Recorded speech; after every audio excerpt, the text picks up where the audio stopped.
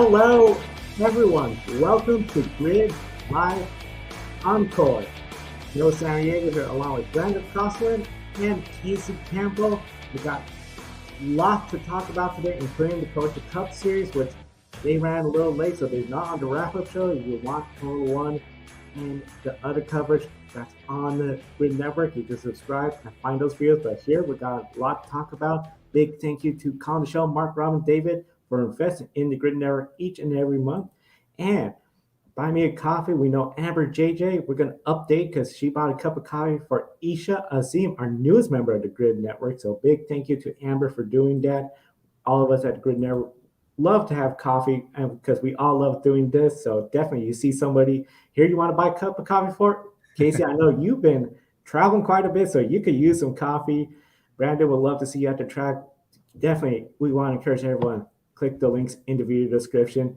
We got to start with the big breaking news that came out today with the ARCA Menard Series. We normally don't talk about them first thing out of the show, but we felt this was very big because Sean essentially Hingorani been one of those days. Sean Hingorani, one of the things we saw is he got in some big trouble, a one race suspension, and is on probation for the rest of 2023. This is a response to what happened to Mid-Ohio back on Friday. Sean essentially, with 8 laps to go, tried to make contact with Dean Thompson, his teammate at Venturini Racing. He got the worst end of it. He went spinning out on the main straight. Then Sean tried to spin out veteran Bob Schott to draw a caution, but the race stayed green. Next thing you know, a lap down, Sean, in a slowing car, deliberately, on the last lap, took out his teammate, Dean Thompson, running second place, both of them going stuck in the gravel pit. Thompson walked over to Sean and said some very choice words, which we don't know what's said, but we can only imagine. And Billy Venturini was not happy at all. Casey, do you believe ARCA made the right call with this penalty? And do you see potentially Billy Venturini taking action on Sean as well? Well, there's obviously a few things. Okay, so full transparency. I was at Mid-Ohio this past weekend. So this happened while I was there. So, yeah, I can't speak to that, but what ARCA did today, obviously now that followed is with the one race suspension for at Iowa Speedway. Of course, this next coming ARCA Menard Series race is a main ARCA race plus the ARCA East race, the combo race. We haven't seen ARCA East since they were at Flat Rock, which another race that I was at. So there is the implications of that, but. Yeah, I mean, this is the big topic of conversation. This is obviously something what Sean did was something that you can never, ever, ever do as a race car driver. It's just like, ARCA had to do something. It was just not a good situation all around. I mean, including teammates and, puts, the team owner in a position where they got to take those 2 cars back and they're full of sand, so that's not a good place for with that team right now. But I know Venturini Motorsports will bounce back. I know Sean will learn from this, and again, we have to remember he's only 16 years old, so he is going to learn from this. But if there's any series that you want to make this mistake in, this is the series to do it. Because do you want to see this in trucks? Do you want to see this in Xfinity? You want to see this in Cup? I mean, I know, granted, we have seen those types of instances in all those series, but I do think ARCA made the right call today. By the actions that they took. And I also got a chance to speak with ARCA PR Director Charlie Kroll. That is actually coming on my channel sometime later today. We talked about this and about the series. I know a lot of talk has been about the series and what roles it has or whatever. Okay. But yeah. seems like ARCA did the right calls with those penalties. The big thing I feel when it comes to, I'm sort of surprised that we didn't see like somebody try to, and this could have been the case, someone within the team trying to, hey, Sean, cool it off, stop, stop, stop. I don't know, Casey, if you know, when it comes to team radios with Billy Venturini, if that was even a scenario or if it's something where. Pretty sure that they got on. I'm pretty sure they tried to prevent that as much as they could. But I don't know. I mean, I'm not gonna go too much into that. But it's yeah. But I mean, but it happened, and I know Sean was in the NASCAR trailer for quite a bit of time, and it was just not a good. No, it was not a good overall night for Venturini Motorsports. Yeah, not a good night at all. Very shocking. I just still cannot believe when I saw everything that transpired that this happened. But I think, as you said, Casey, we wouldn't want to see this kind of action in trucks, Xfinities. ARCA is sort of that playing ground, but definitely just one of those things where Sean, unfortunately, this is very costly because Iowa, not just an ARCA Menard Series race, it's also an ARCA Menard Series East event where Sean is third place in the points, 22 points behind the William Salowich. And essentially what's going to happen is they only have 3 races left. 4. Indianapolis. Yeah. Okay. So we got Iowa this weekend. We got IRP, Milwaukee, and then, of course, Bristol crowns the champion after Iowa, you're down to 3 for Sean to contend for the championship. For sure. Okay. That's where I thought you were going with that. Yeah, did he essentially cost himself the ARCA East Championship because he's going to have a much bigger gap with only 3 races remaining? Yeah, I think, and even if this didn't happen, I do think it would have been a long crawl to get to winning the East Championship, which just how William Sawalich has performed in the 18 car this year at a lot of these races. Now, obviously something could happen to William. There is a lot more cars in the field. You do have, the next 4 races are with the main series, so anything can happen in this series. But I would think that heading into this race, it's going to be down the road because Iowa IRP. This is where you usually see the car counts go up because IRP, Milwaukee, and Bristol are NASCAR are companion with the NASCAR Series, because trucks are also going to be at IRP, and the trucks are also going to be at Milwaukee, and of course the entire NASCAR ladder, ARCA trucks, Xfinity, and Cup will all be at Bristol as well. So I would expect pretty good car counts for those. So you never know what could happen. So I mean, but yeah, I do think, but I know Hingorani's in a pretty good battle for the West Championship right now, which of course will be at the end of the month. Their next race, July 29th, when they go to Shasta Speedway. And by the way, it was also announced that Tyler Reif is actually going to be with Todd Souza's team.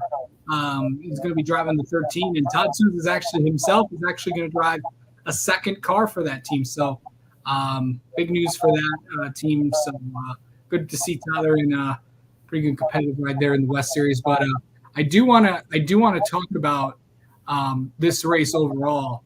When you look at what Tyler Ankrum was able to do, a big weekend for Hattori. That car hasn't been raced in 2 years, and he was able to get it done. A big win for Tyler Ankrum and a much-needed weekend, a pretty good weekend. We'll talk about that when we get to the Truck Series. But first and a top 10, pretty good weekend for Tyler Ankrum and a very good weekend for Hattori, a much-needed weekend for that team. Yeah, much needed. A lot going on with the ARCA series. A couple of comments in the chat room before we go to the later on into the show. One of the things from Adam Lemeries, this is one of the ARCA races I've ever seen. We've seen some crazies, but definitely this was something on the next level when it came to teammate. Definitely happy to fill in for you, Ben. Definitely, we know it's been one of those crazy weeks. Everyone's been very busy. And behind the mic, I can't say I ever heard of this young man before this weekend. Now I hope I don't for a good while. Yeah. Ben, I have something to say about your comment. The whole reason of you taking a week off is that you can't be around the show. So we need you to stay away from the show and take your week off, buddy. Well, the thing is, and obviously Ben and I had a lot of discussions. Well, actually, while I was in this week, but the thing is, when big issues happen like this, people can't stay away from. Yeah, this. I know you can't get the guys to stay away. We were talking about all this fun stuff that happened this weekend at Mid Ohio, and I want to thank our good friends. I know Joe. I know you've worked well with these people, but I want to give a shout out to them. Green Savory Promotions. Obviously, they are the promoters for Mid Ohio. They are also the promoters for the Portland race weekends that, of course, Joe attends, and also the upcoming race weekend for IndyCar at Toronto, and of course the IndyCar weekend at St. Pete. They're just all around great people. They really took care of us. They really took care of me this weekend. And Ben, our good friend and our fearless leader of the Encore show, Ben Schneider, says, "Hey man, I'm just enjoying the ride as a viewer." LOL. Yeah, enjoy being a fan tonight, Ben. We got you covered here on the Encore show. But yeah, just want to thank Steve Bidlack and Jack Carney. Great people as always, and they always take care of us here at Grid Network, and also Mid Ohio is just a great facility. I know they've made a lot of improvements. Talked with Craig Rust, the track president. New aluminum bleachers. They redid the men's room. They're going to redo the women's room at some point next year. At some point during this off season. So they have a lot of things that they're going to be doing to try to improve that place. But just a fun place overall. And I know I can't wait. It was a 3-hour drive, but probably at this time I want to make a 3-hour drive in the next few weeks. But probably around this time next year, I'll want to go back to Mid Ohio. One driver feeling pretty good after leaving Mid Ohio, Jesse Love, the points leader, finished 4th place, firm control of the ARCA NASCAR Series Championship. And July 15th, of course, is going to be down next race weekend, Iowa Speedway with the ARCA NASCAR Series East. And that's where we see William is also leading Luke Fenhouse by 13 points. Yeah. One of the big things, Casey, I'll start off with you with this question. We see William has 2 wins over Luke. 1 win entering this weekend. Luke has total this year. Iowa Speedway hosting ARCA while NASCAR is at New Hampshire Speedway.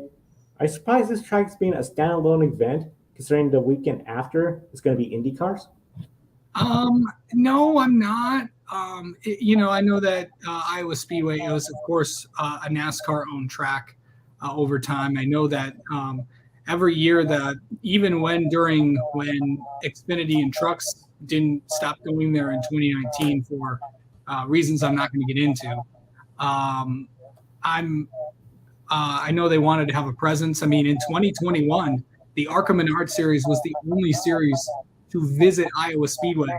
Obviously, the Indy cars announced that they were going to be back in 2022. Obviously, with Hy-Vee and how much money they poured into the series, and of course with Kim Reynolds, the Iowa governor. I know that she was a major part in getting this done. But I don't know. I just think it's.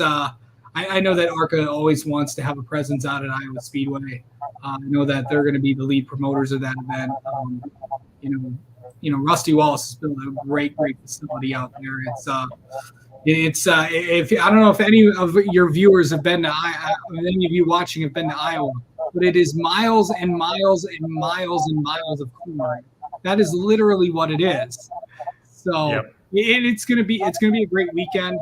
Weather has affected that race for the last 2 years, so you never know what can happen. In terms of the main ARCA series, I think Jesse Love has got a pretty good points lead, especially over second place Frankie Muniz, and I do want to get into him in a little bit because I did learn a few things about. There were a few things reported about him this weekend regarding his future and of course the rest of the season, but. And then also, if you're talking East, William Sawalich and Jesse Love are probably going to go at it again. They had their run-ins on the short tracks that you go to Berlin and you go to Elko, but the 18 and the 20 have had their run-ins in ARCA really since Ty Gibbs and Corey Heim were battling it out in 2021. Ever since then, those two have always been those two have always found a way to battle with it. But it's definitely going to be another one of the big shows. But and you know, Fluke Fenhouse can get up there and get some laps led because but he's going to have some pretty tough competition with all those Toyotas out there. So it's definitely going to be fun. LeVar Scott will also be back out there, so there'll be 2 Rev cars once again this weekend. So yeah, it's going to be a fun series. Now, I know I've talked about this a couple times on this show, but I want to give an update on the one, the only, Frank Muniz. Do you mind if I do that, Joe? Yeah, sure, go for it. Okay, so a lot of people have been wondering what's been happening. I know there's a Front Stretch and a bunch of other outlets have also reported this. I did get a chance to talk to Frankie this weekend. Right now, it has been reported that he is not sure that if Iowa is ready. I know they were going to have those discussions. That Frankie and also team owner Mark Rett, and we're going to have those discussions this weekend. But heading into there are going to be at Pocono. They do have a sponsor going to be running there, but outside of that, it's really unclear right now, whether or not Muniz will run in Iowa. I'm sure we're going to get an announcement from Rhett Jones Racing this week. So stay tuned, and we'll keep you updated. And I know the folks at Grid Tonight. If something does break before Wednesday, you know you can count on the Grid Tonight team for breaking that news. Yeah, Casey, I think the one thing I remember from Iowa, besides all the corn, was the dust on the backs of all the cars, street cars in the colder months. Yeah. But no, I'm not really surprised, just like you, that it's going to be a standalone. I'm really just happy that we are still going to tracks like Iowa and New Hampshire. Really like those facilities, and like you were talking about with Rusty Wallace with Iowa, that it's been legendary there and such a great track to go to. And also New Hampshire as well has its own great story, and I'm just glad that we're going to both still.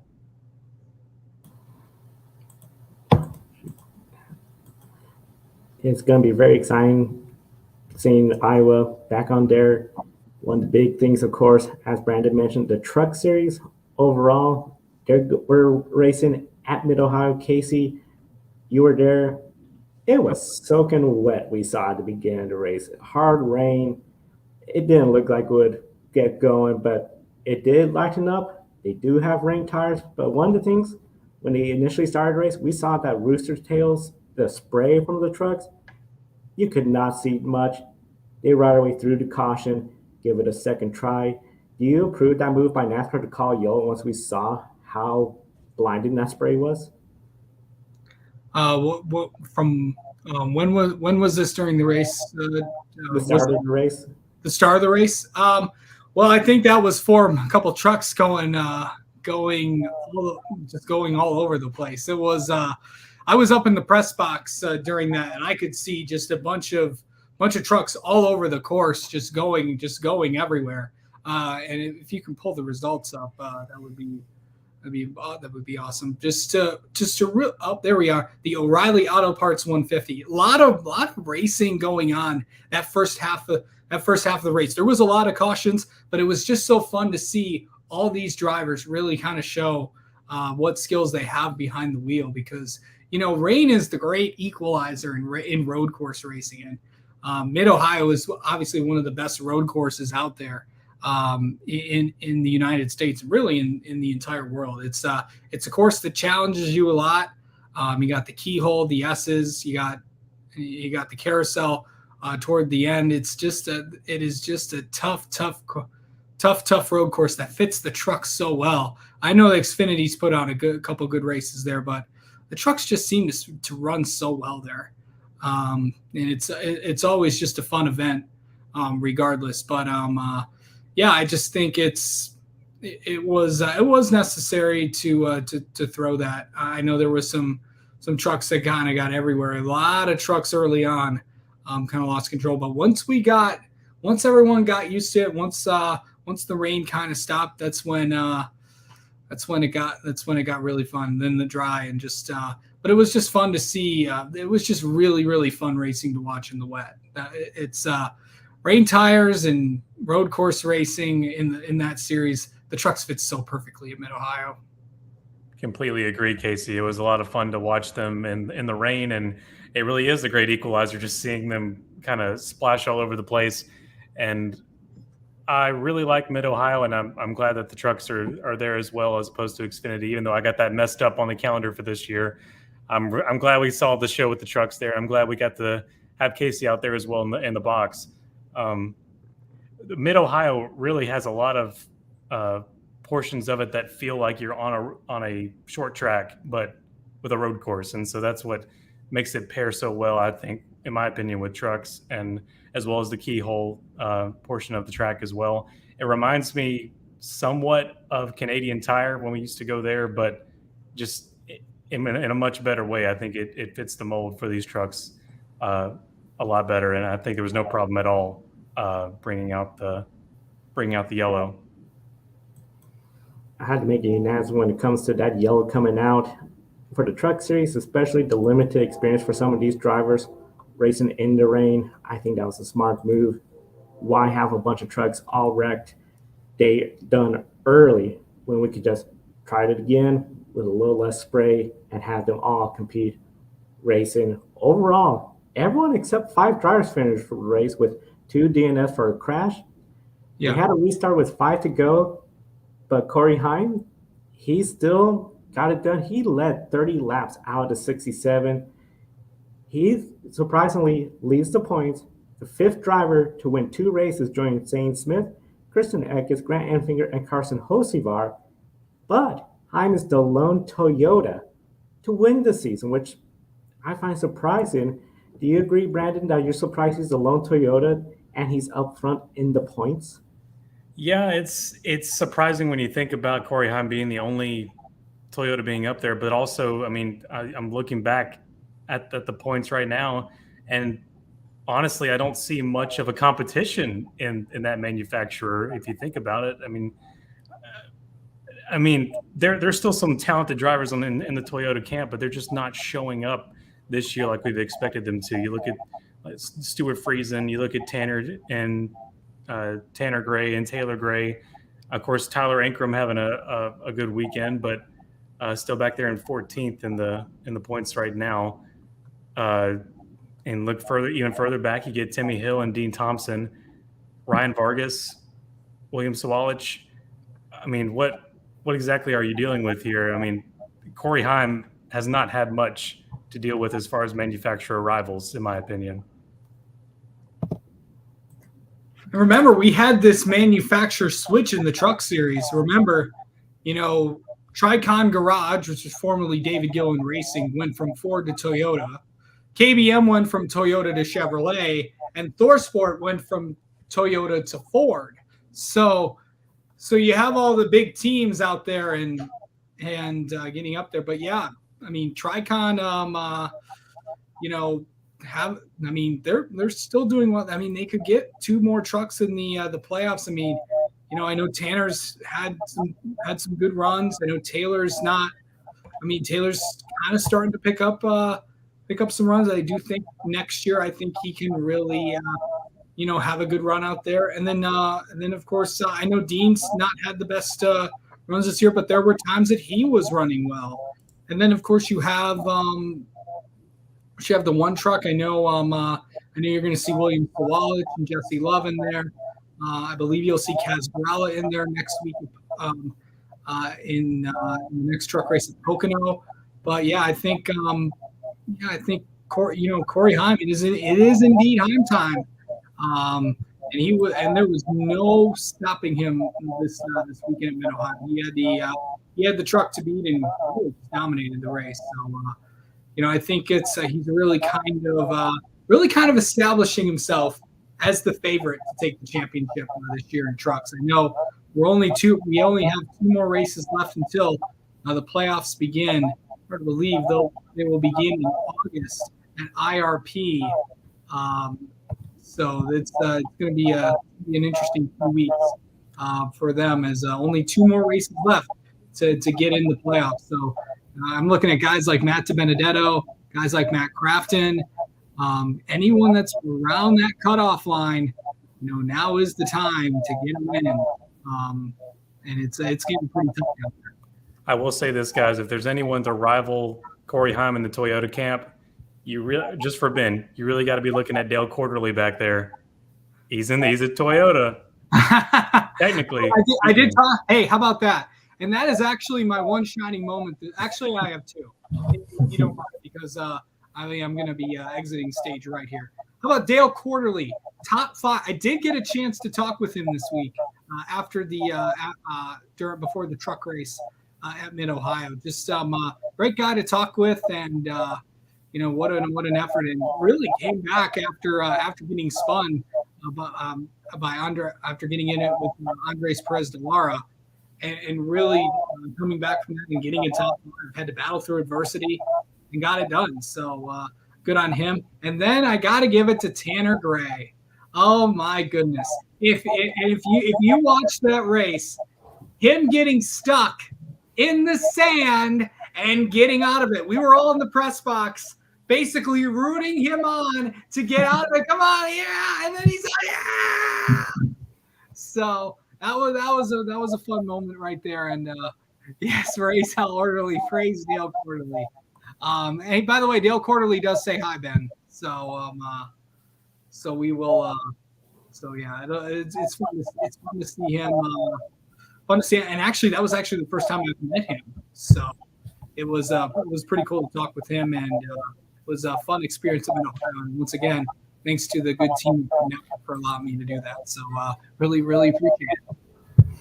And of course, we appreciate everything from you, Casey, and we encourage everyone visit the link in the video description for Casey Campbell's channel.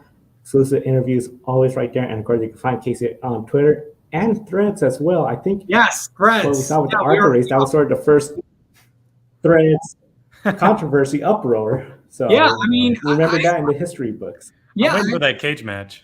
Yeah, I'm waiting for that too. I did have I do like Threads. I know I know a lot. I know Grid Network is also on Thread. I think it's at Grid_Network if I'm not mistaken. I am at AC Campbell Sports on Threads. So you can find me on there. I'm gonna use both platforms this I used both platforms this weekend. I know I'm kind of uploading all my content on Threads. I already posted all the interviews on Twitter as well. So, and all of the interviews are also up on my YouTube channel. So yeah, it's fun stuff there. But I'm gonna exit stage right, and I wish you both a good rest of the show. Thanks, Casey. Yep. Thank you, Casey and Brandon. Rest of the show. Well, we'll start off with the Cup Series. Third time in a row, we're all talking about it here on the Encore program because the later start time. I guess the other second thread controversy when it came to the uproar was the start time for this race because the weather came in, unfortunately cut the rain short. But what we saw, fourth time in this current speedway configuration for Atlanta Motor Speedway, a little bit of a different race. On the pre-race show, I had mentioned we could see some breakaways and spread out of the competition as handling becomes a bigger issue. We did see a little bit of that in the first stage, but then once the nighttime came and then the threat of weather came in, 3 wide, pack racing, the intensity picked up. Byron said the first stage was fun because of the handling was an issue for this race, and we saw him spinning early on in this race as well, too. Do you believe the pack racing and the handling spectacle made for a better balance and a better show, essentially? I think we found that it did, Joe, and I'll just be honest. I had fun watching this Cup race. It was a lot of fun to see these guys go around this Atlanta track that, clearly on this show the past year or so I've been not so positive about, but really fine job there this time around. And this is something I was telling Ben my wish is I hope that there's going to be some sort of lack of grip, and I felt like my wish was kind of too far out there because it was just it's a fresh repave, so there's no way that we're going to have a lack of grip at this place. And with the banking, are you kidding me? Like, it's going to be just glued to the ground, drafting and your typical pack racing and people piling up in big ones and all this kind of stuff. But it was nice to see a single car spin off of 2. That was, you don't like it for the driver, but it's good to know that is possible. So that's something promising for this Atlanta Motor Speedway. new Atlanta Motor Speedway, and it is our Atlanta now. So I think it made for a good balance here. And I saw some talk around. I think it was just in our internal chats that, or maybe it was some other chat, I'm not sure, that someone made the proposal. What if we made that the season finale? Yes.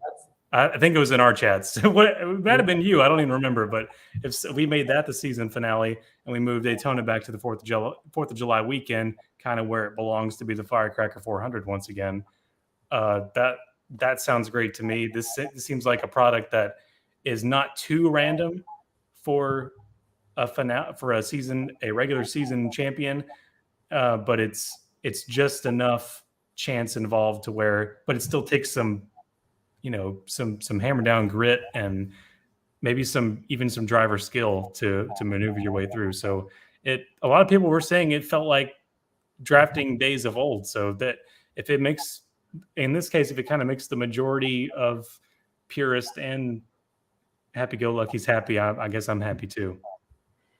Yeah, overall, I was really impressed because I was thinking in that pre-race show when I mentioned, could we see this? I just thought, well, it's going to be cooler conditions. We don't have the heat like earlier in the day. We won't see it. But that first stage, I was just really surprised when we saw some of those Fords trying to break away. I know towards the end of stage one, when Joey Logano made the move on Eric Almirola, that got everyone bunched up again.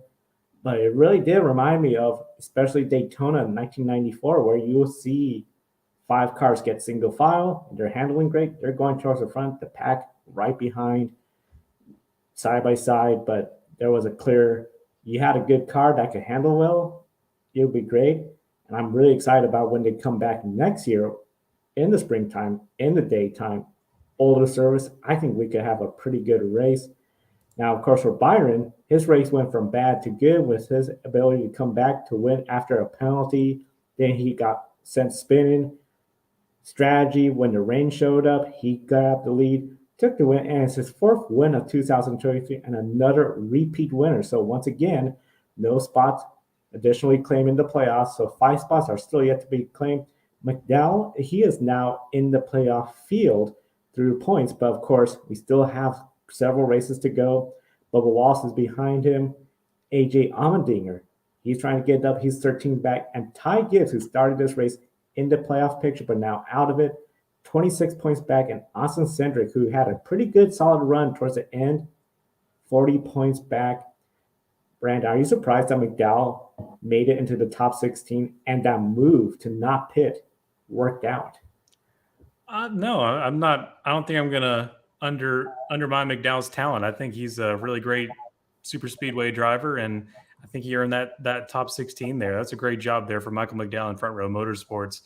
I didn't quite see the move not to pit, but it sounds like just a great strategy call by them there, that just trying to gamble for it. And Michael McDowell's he was good at Chicago too, just a good finish there. So road courses and super speedways seem to be still their cup of tea. So that was a good finish there for him. Great finish for that team. They're hoping to get in the playoffs. And of course, for some drivers, this was essentially their best hope, they feel, to try to get into the playoffs. One driver in particular, Corey LaJoie, he has had some good runs here, got some damage. His night was ruined. So that really leaves Daytona left for him. Not exactly a road racing driver. Austin Cindric, not having a year he had hoped for. A sophomore slump definitely going on this year. Winless, the only Penske driver winless. He may have opportunities at the road courses of Watkins Glen, Indianapolis. Is that really where he's going to be dependent on? Austin Cindric, Indy, Watkins Glen, and Daytona? Yeah, I think so. And we talked about this last week with he had a really good finish at Chicago. I think he finished 6th, if I recall. And he, even in his interview, he was not shy to admit that, look, we're having a bad year. And last year wasn't so great either, besides the Daytona 500 win, of course. But that's kind of how Daytona 500 wins go, isn't it? Usually you can get the Harley J. Earl, and then the rest of your season is usually a meh at best. But this year, it's been rough for the 2 crew, and it's not fun to be performing like that whenever you've got teammates like Ryan Blaney and Joey Logano. But we've heard that old trope that if there's a 3-car team or a 4-car team, or even a 2-car team, there's going to be one of those cars that by default, usually it's with more than 2, but one of those cars is going to be the one that they don't give the treatment like they do to the other ones. So it seems like in this case right now at Team Penske, it's the Blue Deuce and Austin Cindric. But Indy, Watkins Glen, Daytona, those are some great places for him to one race win and you're in. So Indy Road Course, he's got a great chance there. Of course, Watkins Glen and Daytona, that's where he's got his last victory. So you got to not count him out there. You can't really count anybody out at Daytona. But yeah, he's not out of it yet. He's got a chance to get it, but it's going to take some perseverance, definitely, and some patience there with that 2 team. Perseverance, patience, and a little bit of luck. You got to have some of the folks in the top 16 to have some bad luck. And of course, Cup Series, their next race is going to be at New Hampshire Motor Speedway. Xfinity Series, they're at Atlanta Motor Speedway as well too. But just like how the Cup Series race was a little bit different, people were thinking, well, will we see something different than what happened in the spring? We had 8 cautions compared to 12 cautions in the spring race there earlier. But still, 28 laps, the first initial green flag run, the second longest green flag run, the last 53 laps, that was the second longest, the longest, and then every other run, 10 laps or less of green flag competition, 5 cautions for incidents, 2 for stage breaks, and 1 for a car that came to a stop on the track. Brandon, was this race an improvement from the spring race we had earlier in the year? Oh, for sure. And I'm curious what the viewers might think, but I think this might just be a case of learning this track some more. You've had some more time with it, and this is just the natural course of these drivers figuring out this new Atlanta. And I think it's definitely showing with the longer green flag runs we're getting and less cautions in that. I'll be honest with you, I did fall asleep in the Xfinity race. I did try my best to watch that, but it was a long day, and so I did not see the entire thing. But I can tell you from what I did see, though, it was an improvement from the spring for sure. Big improvement from the spring, it feels. The general consensus, especially considering the spring race, it just seemed every few laps we were just getting caution flag after caution flag. We had that first initial 28 green flag laps. Had some good racing side by side, and it's just going to be really interesting to see what happens now during the race closing stages. This is one of the things that became a big topic. Colleague racing, they were looking at a 1-2-3 sweep. Then we had that late caution. Justin Haley pulled out line on the final lap instead of pushing his teammate Daniel Hemrick. Hemrick, he is still looking for his first win in Colleague, which will be only his second ever following his championship at Phoenix in 2021. Because of this, John Hunter Nemechek, Joe Gibbs Racing, they came away with the win. Colleague Racing, what looked like to be a 1-2-3 sweep, nothing to show for. Did Colleague really let this win slip away? How much does this sting for that team? Yeah, that really stinks for Colleague, and I think we saw them get a 1-2-3 or 1-2-3 finish somewhere. I remember them finishing early. What do you remember anything like that, Joe? Some history with that. Last year in the summer, I want to say that, or they seem to either 1-2-3 or they seem to wreck each other. Unfortunately, or they took themselves out 1-2-3. Yeah, either way.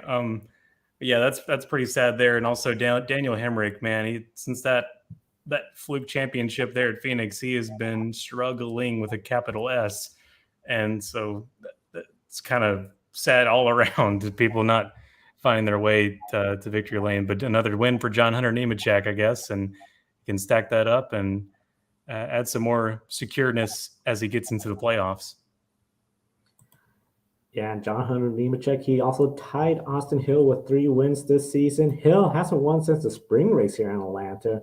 So it's been quite some time, but he's only 16 points behind John Hunter Nemechek. Of course, come to playoff pictures, that's going to reset. But overall, when it comes to that, the safety in the playoffs, one driver outside the playoff, Parker Kligerman, who finished 8th and 6 points outside the playoff picture right now. He is behind Riley Herbst. We know the story of Parker Kligerman. Wasn't full-time on NBC. Then he gets this opportunity to drive the number 48 full-time. Is he meeting the expectation when you think back to when it was announced he was coming full-time? Do you believe he's meeting those expectations of where he is this season? I think he's meeting reasonable expectations. Now, whenever he announced that he was going to do this for this season, my expectations went through the roof. I thought, okay, this guy is a man on a mission. He's about to go out there and own the Xfinity Series. Now, why did I think that last year? I'm not sure, but you got to take a step back and realize where he's at in this full-time gig with Big Machine. So he's doing great for the reasonable expectations that he should be given, and he's really taking advantage of the equipment that he has as well. And he's come close an awful lot, and I think he's due a win sometime here. He's and one more trip to Daytona and Talladega would help, but he's not going to get all of that, I think. But it's nice to see him come back here full time. I think he's doing pretty well. Back full time and to be this close to the playoffs, I think that's great. Considering you've been out of the picture for a full season, I know he had some starts here and there. I think they're doing great. Where that team was last year compared to this year, they're looking good. And some of it, I think if Chicago had gone a little bit better, we could have probably seen something better out of them. Portland, we knew, well, he sort of made a bonsai move that didn't work out, but he went for it. So he's making those moves, trying to get there. Be really interesting to see how it all plays out in the challenge. Certainly not afraid. Certainly not afraid. Collick initially finished 1-2-3 at Daytona 2019. That's what I figured, but Allmendinger was DQ'd from P3 due to an engine violation. So probably that's why we couldn't exactly remember that. And it was also the team's first ever win with Ross Chastain, Allmendinger's first start with the team. So a lot to talk about, of course. One of the big things before we go into our shining moment in Formula 3, Colapinto won the sprint race in mixed conditions. Gaucher won the feature, interrupted by the safety car, and then the Formula 2. Vesey wins in the wet weather race, while Martins overcame penalty to take dominant victory in the feature race. Brandon, we had quite an eventful race weekend. A lot to talk about. Unfortunately, some of it not so good, but this is that opportunity to talk about something good and shining. What is your grid one shining moment? I have to look back through my brain, which is not very far. For this weekend, I got to give it to a crew member. I got to give it to Casey Campbell. One shining moment goes to him. I know that's kind of pointing back at the Grid Network, but it's cool to see our guys out there in the field and to see Casey anywhere in the state of Ohio doing what he loves. That was awesome. So, and glad to see him be able to go out there for us, as well as we saw Ben go out to the West Coast and your ventures out there in Portland as well this year. But giving it to Casey Campbell this week, one shining moment. Casey Campbell, and hopefully someday we get you at Nashville for the Ally 400 or whatever race going on. I know for my one shining moment, I would have to give that, I would say, over in the Cup Series side. What we saw with this race from Daniel Suarez, he really tried to make an effort to try to get the win. He pulled off the strategy. He just came one bit short.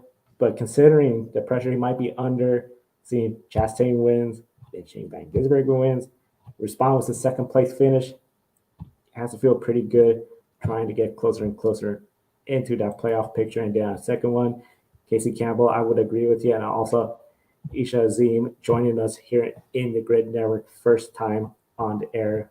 Big thank you to everyone that supports us here at the Grid Network. And of course, we encourage everyone, you know, someone that's into motorsports, looking to a career in motorsports journalism, just needs that foot in the door, visit our LinkedIn page, link in the video description, through our website, gridranking.com. We're on Twitter, and as Casey and Brandon mentioned, we're on Threads as well. So definitely stay in touch with us. See the newest Grid Ranking, which was updated. It was posted after the Cup Series race. And if you're watching us right here on YouTube, hit that bell icon, subscribe so you don't miss any of our programs. Wednesday, we're back on the air with Grid tonight. Also, a big thank you to our Patreon subscribers. Once again, calling the show, Mark, Robin, and David, the newest member of the Patreon investors. You can invest in us, and we could hit $500 a month. You can see Casey and everyone at the track much more frequently because that's the big goal. Provide you more motorsports coverage throughout the racing season, throughout all the series in the grid ranking, and of course, all the series in grid Encore, and even the Endurance Performance Index. For Brandon Crossland and Casey Campbell, I'm Joe Samaniego. Thank you for watching today's program. We'll see you next time. Thank you for watching us right here on YouTube. Be sure to subscribe and check out some of our other videos, including Life on the Grid, where we interview folks from the motorsports industry. Thank you for watching. We'll see you next time.